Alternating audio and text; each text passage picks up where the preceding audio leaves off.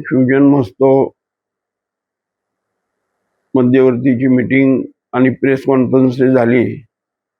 त्या प्रेस कॉन्फरन्समध्ये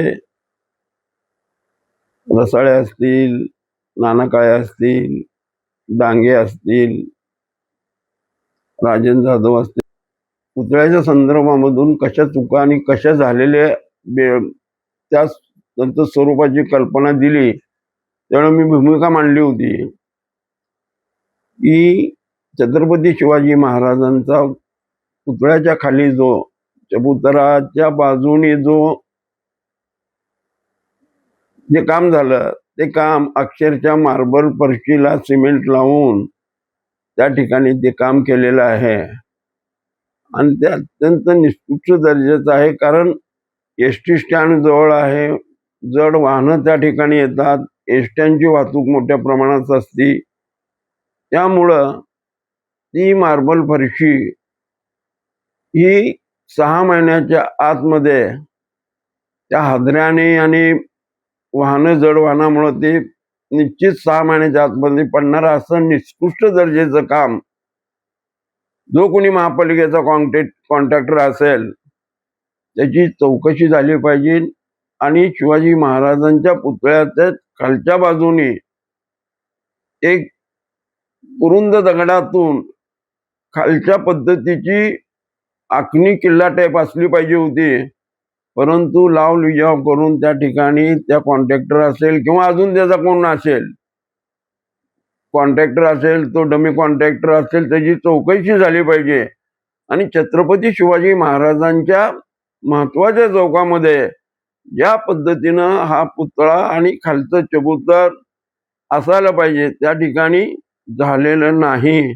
त्यात मोठ्या प्रमाणात भ्रष्टाचार झाला असेल, मग कोण लोकप्रतिनिधी असतील किंवा कोण कॉन्ट्रॅक्टर असेल त्याची पूर्णतः चौकशी झाली पाहिजे।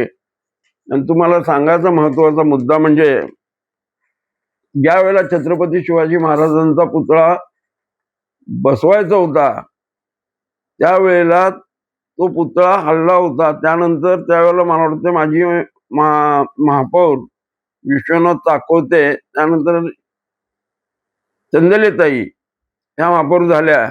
त्यावेळेला परत त्यावेळेला पुतळ्यांची अशा पद्धतीनं खाली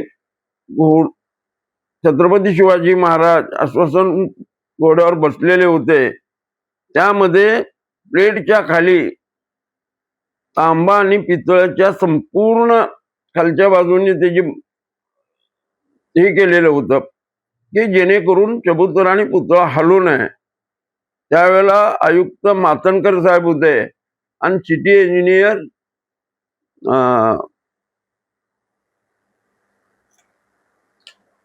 औरंगाबादकर साहेब होते। त्यांच्या देखरेखीखाली त्यावेळेला जो पुतळा बसला, आज त्याच्या तांब्याच्या प्लेटी, तांबा आणि पितळेच्या प्लेटी 8x4च्या 4x4च्या 4x8च्या लांबीने अशा पद्धतीनं एक भक्कम आणि चांगल्या पद्धतीनं त्यावेळेला झालेलं काम आज जर बघितलं तर ती तांबा पितळ कुठे गेला, त्याच्या प्लेटा कुठे गेल्या। मातनकर साहेबांनी स्वतः त्यामध्ये त्यावेळेचे तत्कालीन आयुक्त होते, इतक्या पद्धतीने चांगल्या पद्धतीने तो पुतळा उभा केलेला होता। आणि तसं जर आज पाहिलं तर ज्या ठिकाणी साईडचं जे काम केले मार्बल फरशाचं तिथं त्याचा काही उपयोग होणार नाही। 4-6 महिन्यामध्ये ते तुटणार, पडणार। अशा पद्धतीचं विद्रुपीकरण जर झालं तर आम्ही शिवजयंतीपुरतं थांबलेलो आहे। निश्चित त्या पुतळ्यामध्ये कशा पद्धतीनं भ्रष्टाचार झाला, आम्हाला महानगरपालिकेमध्ये बैठक घेऊन सर्व ट्रस्टींना आणि शिवभक्तांना बोलवलं होतं। त्या स्क्रीनमध्ये दाखवलं होतं एक आणि काम होतं एका पद्धतीनं। अशा पद्धतीनं आम्ही शिवाजी महाराजांच्या महत्वाच्या चौकामध्ये असं विद्रुपीकरण करून ठेवलेलं आहे। तर आम्ही शिवजयंती झाल्यानंतर या बाबतीमध्ये मोठा लढा उभा करणार आहोत आणि पुतळ्याचं सुशोभित करत असताना बाजूनी जे साईडने येते ते कुरुंदाच्या दगडामध्ये एक किल्ल्याचा आकार जरी केला असता तरी लोकांना समाधान वाटलं असतं। पण कुठं मार्बल फरशीवरून तुम्ही बसवता आणि तिथून जड वाहनं येते, एवढी जर त्या कॉन्ट्रॅक्टरला कळत नसेल तर त्याची चौकशी पहिली झाली पाहिजे. तुम्हाला थोडक्यात मी या पद्धतीचा नकाशा दाखवतो.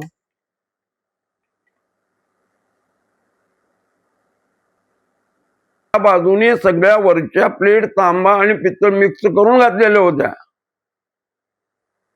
ते आता कुठे गेले, अशा पद्धतीने काम झालंय. याची निश्चितपणे चौकशी झाली पाहिजे. माननीय महापालिका आयुक्तांनी या संदर्भात पाहणी करावी आणि संबंधितावर कारवाई करावी आमची खात्री आहे. माननीय आयुक्त उंबाशी साहेब या बाबतीत लक्ष देतील, कारंजे साहेब लक्ष देतील आणि या पुतळ्याचं झालेलं विद्रुपीकरणाचं काम हे त्वरित थांबवावं. शिवजयंती झाल्यानंतर परत त्याची नवीन पुतळ्याची सुशोभीकरण झालं पाहिजे. शिवाजी महाराजांच्या पुतळ्याच्या संदर्भात आम्ही चौकशी केली, काही लोकांशी संपर्क साधला. त्या टेंडर जो कॉन्ट्रॅक्टदार होता याच्या सानिध्यात असलेल्या काही लोकांशी आम्ही चर्चा केली, तर त्या कंत्राटदारांनी स्पष्ट सांगितलेलं आहे की मी एक तथाकथित पुढाऱ्याला या संदर्भात मी त्याच्या निवडणुकीला मी पैसे दिलेले आहेत. आणि सगळ्यात वाईट घटना की शिवाजी महाराजांचं नाव घेऊन शिवाजी महाराजांच्या पुतळ्याच्या सुशोभीकरणामध्ये कोणत्या पुढाऱ्याने पैसे खाल्ले याचा तपास पोलिसामार्फत माननीय आयुक्त यांनी करावा. जे काही सत्य आहे, कोणी पैसे घेतले असतील किंवा कंत्राटदार खोटा बोलतोय असं असेल तर त्याची देखील तपासणी माननीय आयुक्त यांनी करावी आणि जे काय आहे सत्य हे जनतेसमोर शिवभक्तासमोर आणावं हीच आमची एक शिवभक्त या नात्याने आमची कळकळीची विनंती. 2024 नोव्हेंबर-डिसेंबरच्या दरम्यान माननीय आयुक्त सोलापूर महानगरपालिका यांनी छत्रपती शिवाजी महाराजांच्या पुतळ्याच्या संदर्भात एक बैठक आयोजित केली होती. या बैठकीचा सारांश असा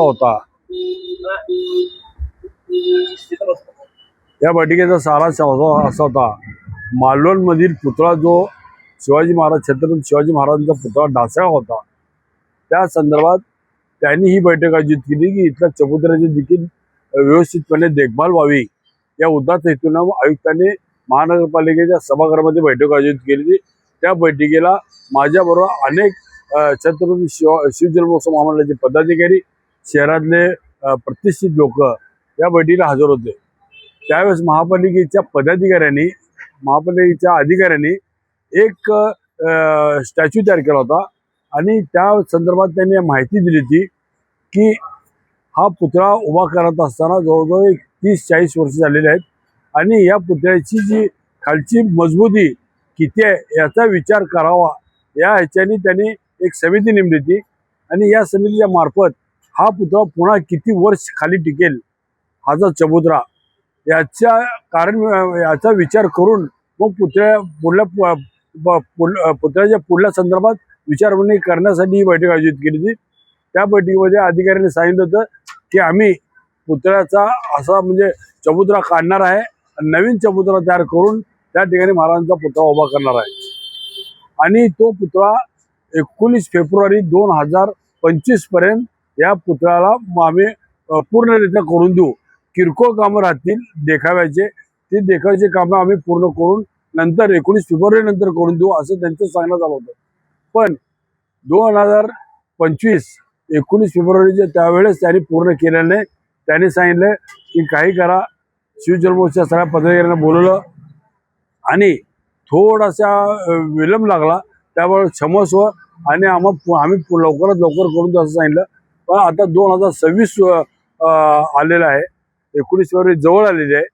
शिवजयंतीचे सोलापूर शहराने संपूर्ण महाराष्ट्रात आणि देशामध्ये वारं वाहत आहे आणि अशा वेळेस त्या पुतळ्याला पाहायला गेल्यानंतर ज्या पद्धतीनं सोलापूर महानगरपालिकेने सांगितलं त्या पद्धतीने काही घडलेलं नाही किंवा घडवलं गेलं नाही.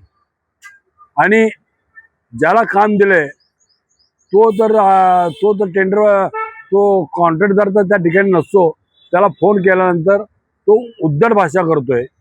ज्यावेळेस महाराजांच्या पुतळ्याभोवती एक फाटका कपडा बांधलेला होता त्यावेळेस मी तिथल्या अधिकाऱ्यांना सांगितलं, तर अधिकाऱ्याने ह्याला फोन करायला सांगितलं, तर या कॉन्ट्रॅक्टदाराने नाही ते पुतळा कपडा चांगला आहे, काय झालं त्या कपड्याला, अशी उद्धट भाषा मला माझ्याबरोबर अनेक लोक शिवभक्तांना केलेली आहेत. हे करत असताना 1.5 वर्षाच्या कालावधी कुठल्याही शिवभक्ताला महापालिकेनं विश्वासात घेतलेलं नाही. आणि आज आपण बघता परिस्थिती, कुठे जर स्टेज लाव, एखाद्या बेरबार परमिट किंवा लॉजिंगला किंवा एखाद्या घरामध्ये शोभेला असं वातावरण त्या ठिकाणी केलेलं आहे. खरे पाहता असं करायला पाहिजे, ज्याप्रमाणे छत्रपती संभाजी महाराजांच्या पुतळ्याभोवती ज्या ऐतिहासिक वातावरण तयार केलेलं आहे त्या पद्धतीनं ऐतिहासिक वातावरण ह्या ठिकाणी करायला पाहिजे होतं. पण महापालिकेनं तसं न करता कुठल्या तर स्टाईल लावल्या. आज तुम्ही स्टाईल लावलात, त्या छत्रपती शिवाजी महाराज चौकातून अनेक जड वाहनं जातात आणि जड वाहनं जर निघाली तर त्याच्या हादऱ्यानं हे स्टाईल 6 महिन्याच्या आत पडतील. आणि मग इतका पैसा खर्च करून महापालिकेनं त्या ठिकाणी काय कमवलं? आज आम्ही म्हणतोय की त्या ठिकाणी इतकं गचाळ वातावरण झालेलं आहे, घाण पडलेली आहे. आणि हे वातावरण बघता शिवजयंतीच्या समोर आम्हाला शहरातलं कुठलंही वातावरण बिघडत नाही म्हणून आम्ही थांबलेलो आहोत. पण महापालिकेचा अशा पद्धतीने जर शिवभक्तावर अन्याय करणार असेल तर शिवभक्त रस्त्यावर आल्याशिवाय राहणार नाही.